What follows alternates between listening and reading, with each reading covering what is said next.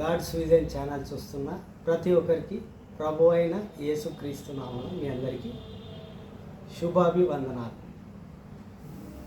దేవుడు మీ అందరినీ దీవించి ఆశీర్వదించునుగాక. మరి కళ్ళు మూసుకోండి, ప్రార్థించుకుందాం.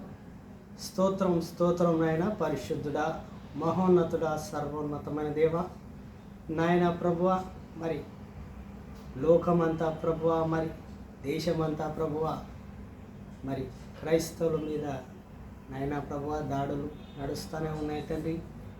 మరి బిడ్డలు ఎంతో సువార్త చేయాలని ట్రై చేస్తున్నారు, కానీ ప్రయత్నిస్తున్నారు, కానీ ఓడిపోతూ ఉన్నారు తండ్రి. తండ్రి మీ రాకడ త్వరలో ఉంది నాయన. మరి ఇది ఒక మరి నాయన ప్రభువ, మరి ఎంతో హింసించబడుతున్నారు తండ్రి. మీ రాకడలోకి ప్రభువ వారు శిక్షలోకి ఎవరైతే హింసించబడ్డారో ప్రభువ, వారిని శిక్షించిన వారిని మరి శిక్షలోకి తీసుకోండి నాయన. శిక్షించింది ప్రభువ. ప్రపంచవ్యాప్తంగా ప్రభువ ఉన్న క్రైస్తవులు ఏకమవ్వాలి ప్రభువ. మరి భారతదేశంలో ఉన్న క్రైస్తవులందరూ ఏకమవ్వాలి తండ్రి. క్రీస్తు బిడ్డలంతా ఏకమవ్వాలి తండ్రి. వెలమెత్తాలి తండ్రి నాయన ప్రభు. నీ రాక లోపట వారందరూ ప్రభువుని తెలుసుకొని వారందరూ మరి ఎత్తబడే గుంపులో ఉండాలి తండ్రి. అదేవిధంగా మేము కూడా ప్రతిరోజు ఈ సువార్తని ప్రకటిస్తూ ముందుకెళ్ళేటట్టు మరి ఆన్లైన్లో ఆఫ్లైన్లో చేసేవారు కానీ మరి ఆన్లైన్లో చేసేవారు ప్రతి ఒక్కరూ ఈ సువార్త ఆపకుండా మరి చర్చీల మీద దాడులు చేయకుండా నాయన నీ పరిశుద్ధాత్మ శక్తి, అదేవిధంగా మీ శక్తి తండ్రి ఆయన పరలోకపు శక్తి తండ్రి భూమి మీద ఉండాలి తండ్రి. ప్రతి ఒక్క పెద్ద దేశాలన్నీ ఈ సమస్యని తీర్చాలి ప్రభు. అమెరికా లాంటి దేశాలు మరి పాలసీస్ తేవాలి తండ్రి నాయన ప్రభు. మరి క్రైస్తవుల మీద దాడులు నడుస్తున్నాయి తండ్రి. మరి పార్లమెంట్లో కూడా ఎన్నో ఇబ్బందులు కూడా జరుగుతున్నాయి తండ్రి. మరి అందరి దేశమంతా యూనిటీగా అయి ప్రభువ క్రీస్తుని చాటించుకునే స్వతంత్రం వచ్చేటట్టు సహాయం చేతండి. మరి అదేవిధంగా తండ్రి నాయన మరి ఆటలలో కానీ మరి వాక్యంలో కానీ మరి ఎలాంటి దుష్టుడు రాకుండా, ఎలాంటి సమస్యలు రాకుండా, మరి ఇంటర్నెట్ సమస్య రాకుండా తండ్రి, వీడియోలో ఎలాంటి ఇబ్బందులు రాకుండా తండ్రి నీ శక్తి ద్వారా, యేసయ్య శక్తి ద్వారా నడిపించబడి అని అడుగుతున్నాం పరమాత్మ.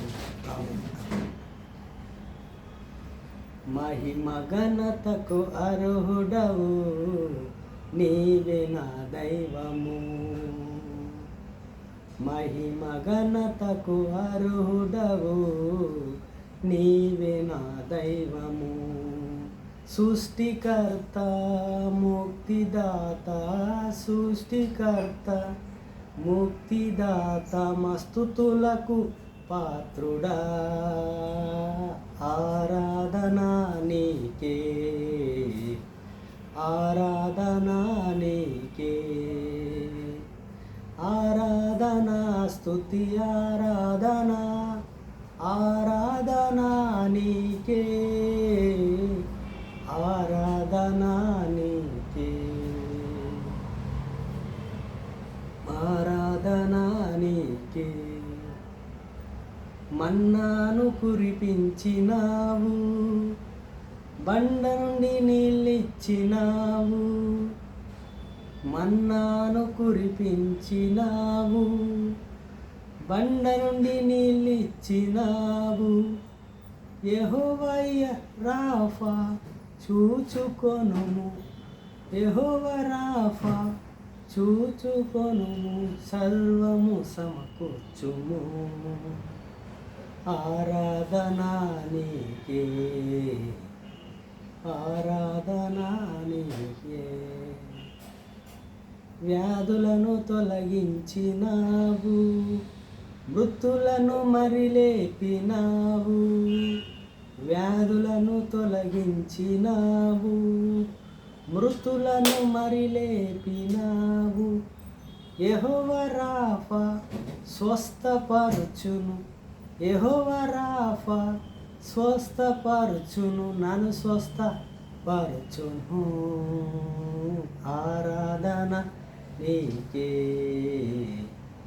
ఆరాధన నీకే. హల్లెలూయా. ఆరాధన నీకే,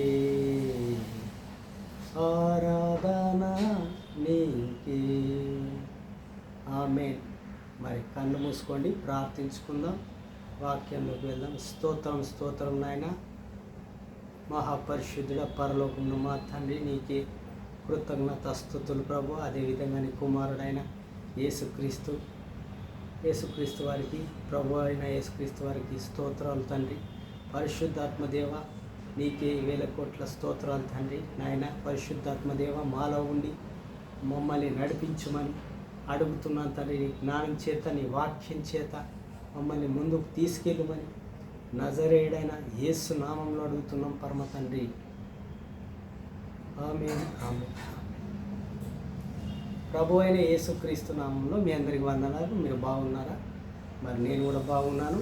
అదేవిధంగా మరి ప్రభు అయిన యేసుక్రీస్తు వారు చెప్పిన ఉపమాన రీతిగా మరి ఒక 3 దాసులు, ఒక యజమానుడు, అంటే ఇది మరి సేవకుల గురించి చెప్పబడిన వాక్యము. మరి సేవ ఎలా చేయాలి, ఎన్ని తలంతుల ద్వారా మనము సేవని కానీ, విశ్వాసాన్ని కానీ, నమ్మకాన్ని మరి యజమానుడి మీద ఉంచుకున్నాము. ఈరోజు మనము ధ్యానించుకొని ముగించుకుందాం.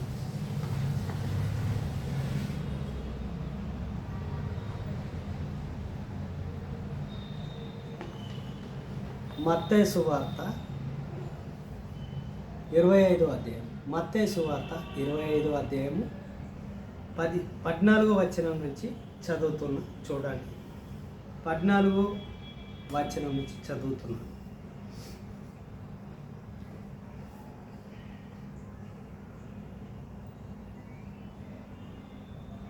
యేసువారు చెప్పిన మరి పరలోక రాజ్యం,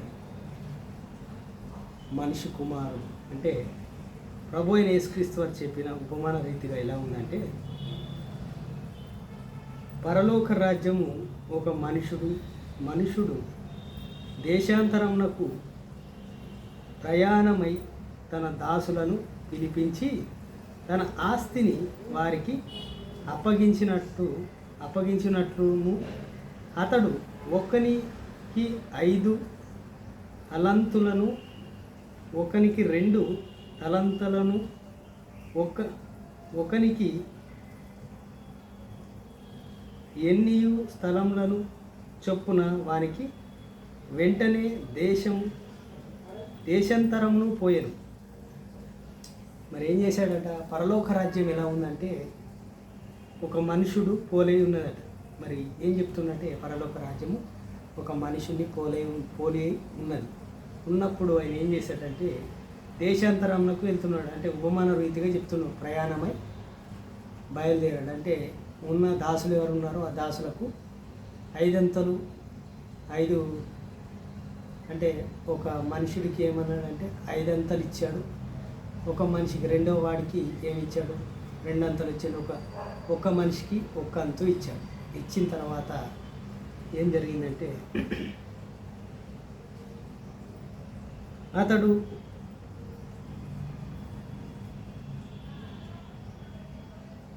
ఐదు తలంతులు తీసుకున్నవాడు వెళ్ళి వారితో వ్యాపారము చేసి మరియు 5 తలంతులు సంపాదించను.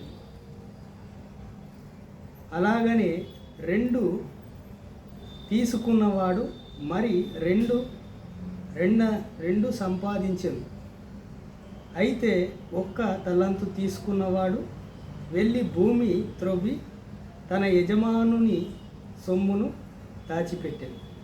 హల్లెలూయా. ఇక్కడ చూసుకుంటే మొదటివాడు ఏం చేశాడంటే 5 తలంతులు తీసుకున్న తర్వాత దాని 5 అంతలు వ్యాపారము చేసి 5 అంతలు సంపాదించాడు. రెండో వాడు ఏం చేశాడంటే 2 అంతలు తీసుకొని అది 2 అంతలు సంపాదించాడు. మరి ఒకవాడు అంటే 1 అంతు తీసుకున్న ఒక వ్యక్తి ఏం చేశాడంటే, ఆ వ్యక్తి మూడో వాడు ఏం చేశాడంటే 1 వంతు తీసుకొని అదే ఏం చేశాడంటే భూమిలో పాతిపెట్టాడు. ఆ సొమ్ముని, యజమానుడు ఇచ్చిన సొమ్ముని పాతిపెట్టాడు. తర్వాత ఏమైందంటే మనం చూసుకుంటే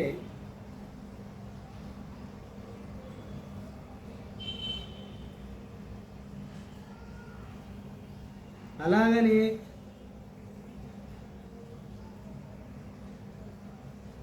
బహుకాలమైన తర్వాత ఆ దాసుల యజమానుడు వచ్చి వారి యొద్ద లెక్క చూచుకొనెను.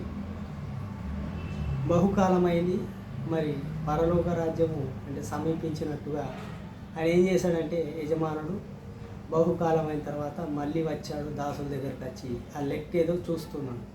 వీళ్ళు ఇచ్చిన సొమ్ము ఉంది కదా, ఎన్నెంతలు ఇచ్చిండు, మరి వీళ్ళు ఏం పని చేశారని అది ఆ లెక్కలు చూస్తూ ఉన్నాడు. మరి చూసినప్పుడు అప్పుడు 5 తలంతులు తీసుకున్నవాడు మరియు 5 తలంతులు తెచ్చి, అయ్యా నీవు నాకు 5 తలంతులు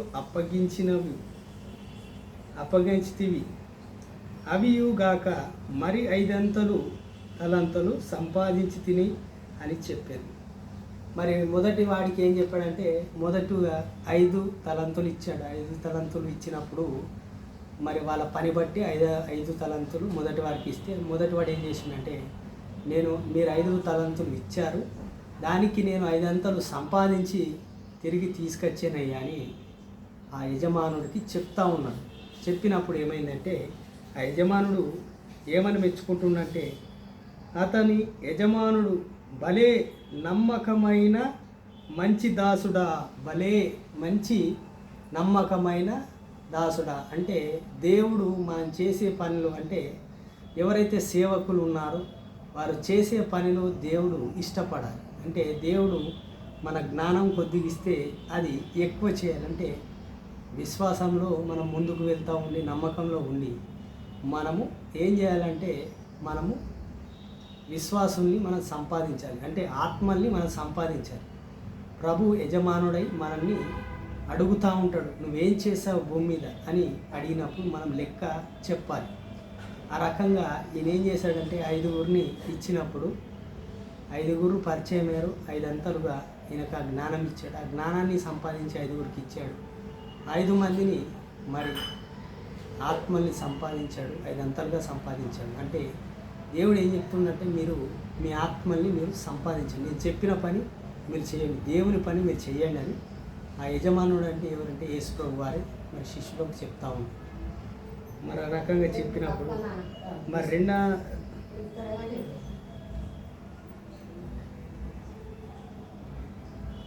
నమ్మకమైన మంచి దాసుడా, నమ్మకమైన ఏమన్నాడు ఆయన, నమ్మకమైన మంచి దాసుడా అని అక్కడ యజమానుడు మెచ్చుకుంటున్నాడు.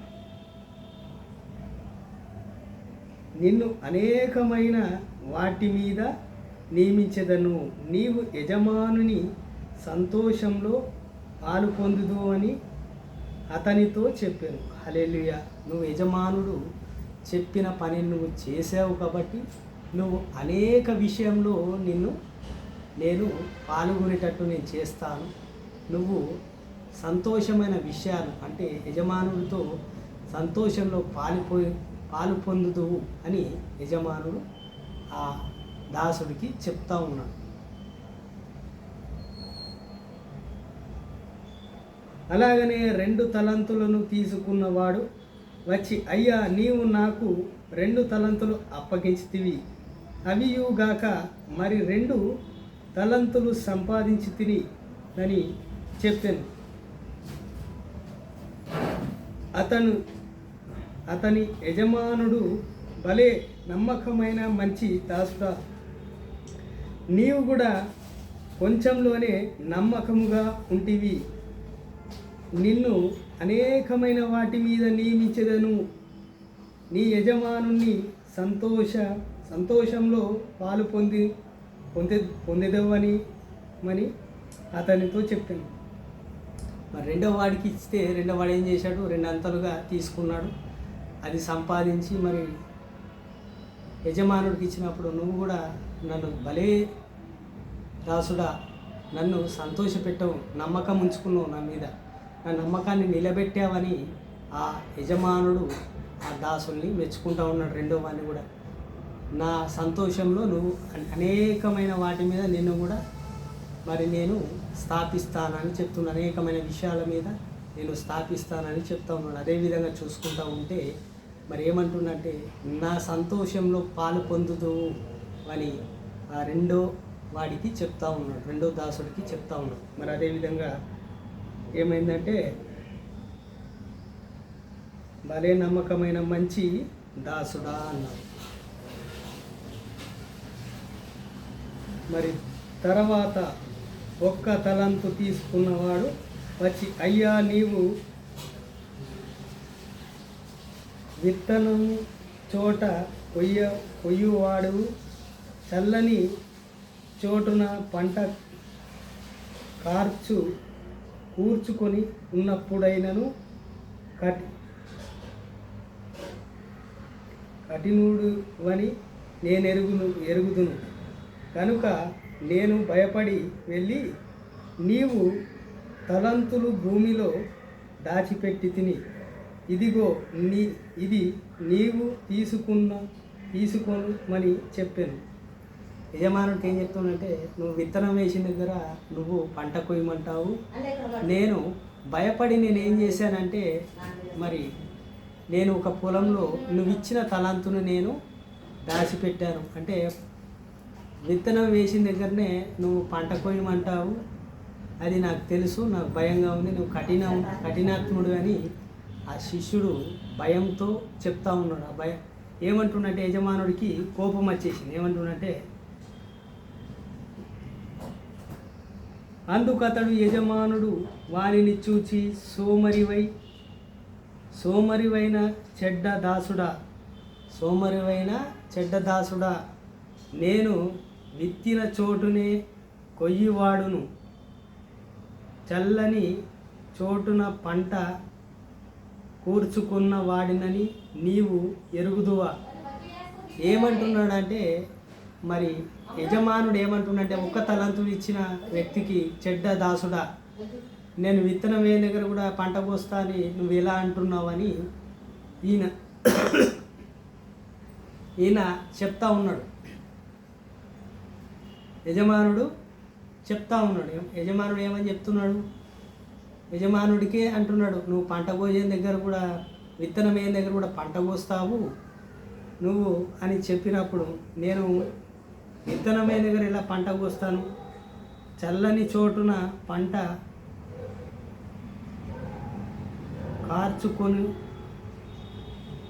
కార్చుకొను వాడనని నీవు ఎరుగుదువా. అట్లయితే నీవు నా సొమ్మును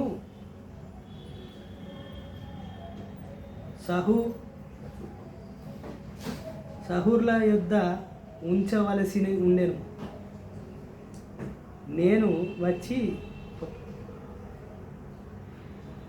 వడిసెతో కూడా నా సొమ్మును తీసుకొని ఉందెను. ఏమంటుందంటే ఇక్కడ, అట్లయితే నీవు నా సొమ్మును సౌకారుల యొద్ద ఉంచవలసి ఉండెను. నేను వచ్చి వడ్డీతో కూడా నా సొమ్మును తీసుకొని ఉందేనని చెప్పి ఆ తలంతులను వానికి యొద్ద నుండి తీసివేసి 10 తలంతులను గల వాని ఇయ్యుడి. ఏమంటుండంటే, ఆ వ్యాపారం చేసిన వ్యక్తికి నువ్వు ఇచ్చుంటే ఇప్పటికి నేను మరి సౌకారి దగ్గర పెట్టుంటే ఆ సొమ్ముతో పాటు వడ్డీ కూడా వస్తుండే కదా, నువ్వు పెట్టలేవు. ఇది తీసుకెళ్ళి 10 తలంతుల గల వాడికి ఇస్తాను, అంటే ఎవడు యోగ్యుడో వాడికి ఇస్తాను, 10 అంతులు సంపాదించే వాడికే ఇస్తానని చెప్పి వాడిని తిట్టి ఆ యజమానుడు అది తీసుకున్నాడు. కలిగిన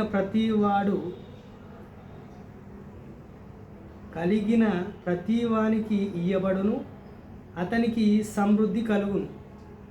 అంటే నీకు ఇచ్చిన తలంతులో నువ్వు సమృద్ధిగా నువ్వు చేసుకుంటూ వస్తే నీకు సమృద్ధి కలుగుతుందని మరి ప్రభు అయిన యేసుక్రీస్తు వారు దీని ద్వారా చెప్తా ఉన్నారు. అంటే దేవుని పనిలో అంత కష్టం ఉంటుంది. మరియు పనికి మాలిన నా దాసుడా, వేలు పట్టి చీకట్లోనికి త్రోసివేయుట, అక్కడ ఏడుపు పండ్లు కొరుకుటయు ఉండెను. హల్లెలూయా. ఇక్కడ ప్రభు ఏం చెప్తుండంటే, ఇది విశ్వాసులకు చెప్పేది కాదు, కానీ మనలాంటి సేవకులు కంటే పాస్టర్లకు కానీ ప్రవక్తలకు కానీ మరి ఎవరైతే రెఫరెండ్లు కానీ మరి స్పీకర్లు కానీ అదేవిధంగా మరి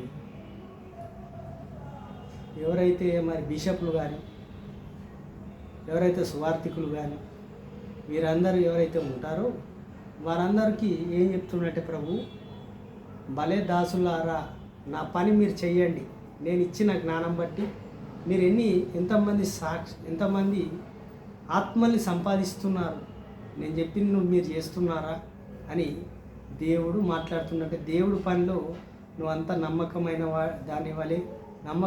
వాడి వలె ఉండాలని దేవుడు హెచ్చరిస్తున్నా. ఎందుకంటే సరిగ్గా పని చేయకపోతే పన్ను కొరుకుట, చీకటి రూమ్లో వేస్తానంటున్నట్టే నరకాగ్నిలో మనని పాతాళంలోకి పంపిస్తానని ప్రభు అయిన యేసుక్రీస్తు వారు పరలోక రాజ్యం గురించి చెప్తా ఉన్నారు.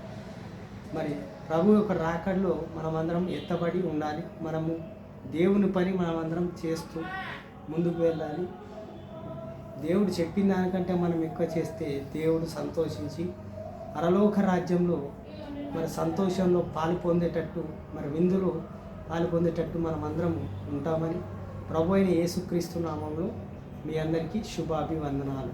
మరి ఇంతటితో మరి వాక్యము ముగించింది. మరి వాక్యము ముగించుకున్నాం.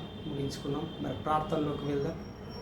స్తోత్రం నాయన పరిశుద్ధుడా, స్తోత్రం పరలోకమున్న తండ్రి, మహాశక్తివంతుడా, సర్వోన్నతమైన దేవ తండ్రి, కృపగల తండ్రి నాయన, నీ కుమారుడు ప్రభు మరి చెప్పినట్టుగా మరి యేసుక్రీస్తు వారు మరి చెప్పినట్టు ఉపమాన రీతిగా మరి ఎవరైతే సేవకులు ఉన్నారో వారు చేసే పని కరెక్ట్గా చేసేటట్టు మరి మంచి హెచ్చరిక ఇచ్చావు తండ్రి. మరి 1 తలంతు 5 తలంతులు ఇచ్చేవాడు 5 తలంతులు సంపాదించాడు, 2 తలంతులు ఇచ్చినవాడు 2 తలంతులు సంపాదించాడు, 1 తలంతు ఇచ్చినవాడు 1 తలంతు సంపాదించాడు. నమ్మకమైన వారు ఎక్కున్నాడు. మరి 1 తలంతు ఇచ్చినవాడు సోమరి వలె ఉన్నాడు.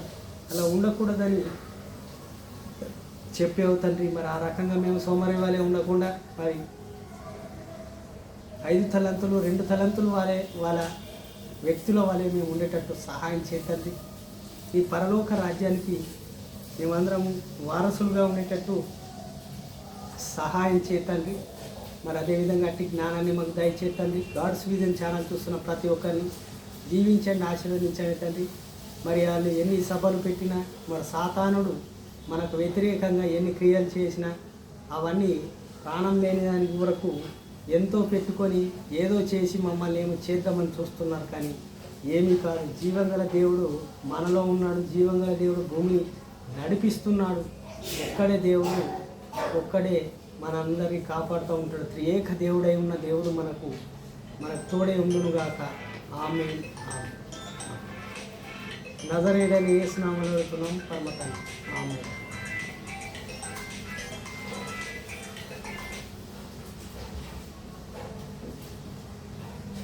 ప్రభు అయిన యేసుక్రీస్తు నామములో మీ అందరికీ వందనాలు.